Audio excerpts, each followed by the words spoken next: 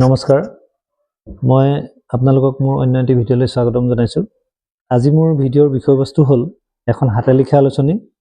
2024 আৰু 25 বৰ্ষৰ আমাৰ বিদ্যালয়ৰ ছাত্ৰ ছাত্ৰীসকলে এখন হাতে লিখা আলোচনী প্ৰস্তুত কৰিছে। আলোচনীখনৰ নাম হ'ল অংকুৰণ।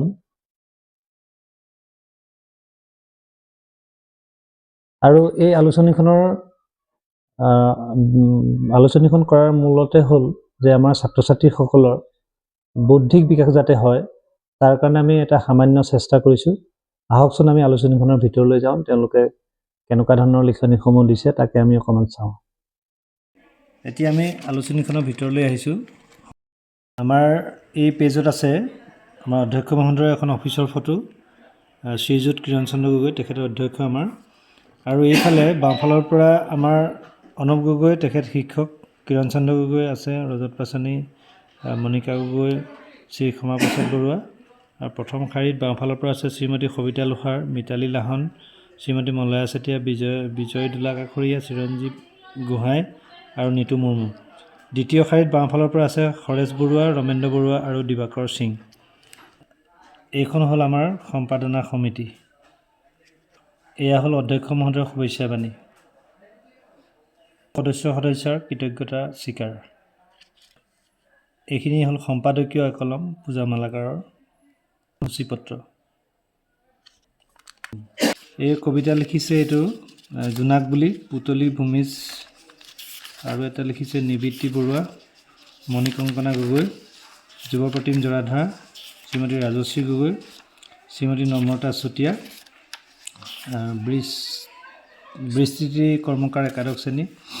নষ্টালজিক কবিতাটো লিখিছে শ্ৰীমতী শিখামণি গগৈ, একাদশ শ্ৰেণী। আঘোণ নামৰ এটা কবিতা লিখিছে নৱম শ্ৰেণী আস্থাৰাণী সোণোৱালে। আৰু হেঁপাহৰ আই এইটো লিখিছে ৰুণজুণ গগৈ। আৰু জোনাকী সোণোৱালে এটা লিখিছে মৰমৰ মা বুলি। খেতিয়কৰ প্ৰাণ এই কবিতাটো লিখিছে শ্ৰীমতী ৰোমাঞ্চী ৰাজকুমাৰী, একাদশ শ্ৰেণী।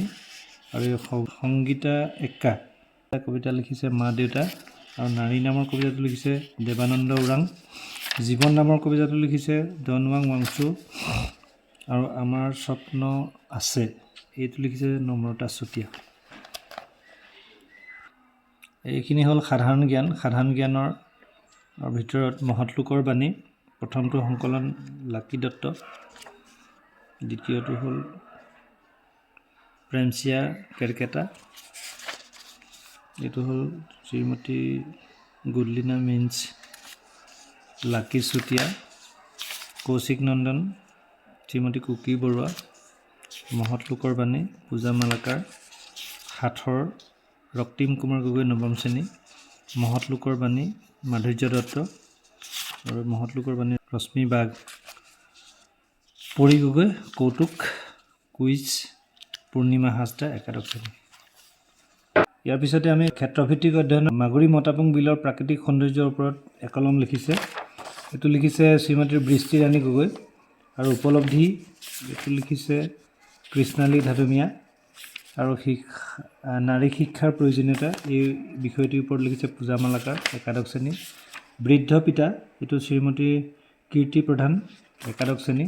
আৰু বিষাদ নামৰ এটা টপিক এইটো হ'ল ময়ূৰপংখী গগৈ, একাদশ শ্ৰেণী। বন্ধুত্ব প্ৰবন্ধ শিতানত অংগীকাৰ এজন বিখ্যাত ব্যক্তিৰ মতামত অনুসৰি।